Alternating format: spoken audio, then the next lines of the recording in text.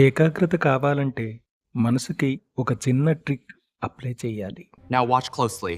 One moment it's here, the next, completely vanished. Thank you. మీరు పని చేయడానికి కూర్చుంటారు. కానీ మీ మనసు మాత్రం ఎక్కడో తిరుగుతూ ఉంటుంది. పుస్తకం ఓపెన్ చేస్తారు. మొబైల్ గుర్తొస్తుంది. ధ్యానం చేద్దామంటే ఆలోచనలు అరుస్తాయి. ఇది మీ బలహీనత కాదు. ఇది మీ మనసు డిజైన్. కానీ ఈ వీడియో చివరి వరకు చూస్తే మీ మనసు మీ మాట వింటుంది. మనకు చిన్నప్పటి నుంచి ఒక మాట చెప్పారు, ఏకాగ్రత పెట్టు. కానీ ఎవరూ చెప్పలేదు ఏకాగ్రత ఎలా వస్తుంది. నిజం ఏంటంటే మనసు ఒకే పని మీద ఉండటం ఇష్టం ఉండదు. అది ఎప్పుడూ కదులుతూ ఉంటుంది. అది దాని నేచర్. మీరు మనసుతో పోరాడితే అది ఇంకా పారిపోతుంది. అందుకే ఏకాగ్రతను బలవంతంగా తేవడం పనిచేయదు. సైన్స్ ఒక విషయం చెప్తుంది.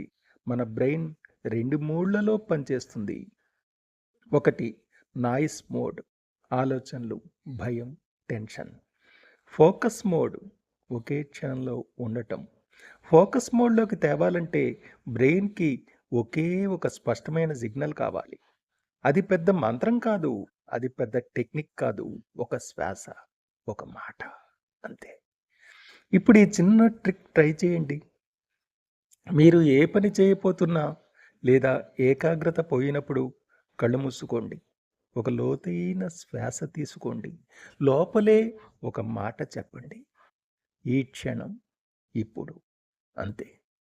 ఈ ఒక్క మాటతో మనసు గతం నుంచి బయటకు వస్తుంది. భవిష్యత్తు ఆందోళన ఆగిపోతుంది. మనసు ఈ క్షణానికి వస్తుంది. ఏకాగ్రత అనేది ప్రయత్నం కాదు, అది రిటర్న్. చదువుతున్నప్పుడు ఈ క్షణం, ఇప్పుడు. పని మొదలుపెట్టే ముందు ఈ క్షణం, ఇప్పుడు. కోపం వచ్చినప్పుడు ఈ క్షణం, ఇప్పుడు. ఈ ఒక్క మాట మనసుకి ఒక యాంకర్ లాంటిది. మనసు నీ శత్రువు కాదు, అది దారి తప్పిన స్నేహితుడు. అతనికి పెద్ద ఉపదేశాలు అవసరం లేదు, ఒక చిన్న సూచన చాలు. ఆ సూచనే ఈ క్షణం, ఇప్పుడు.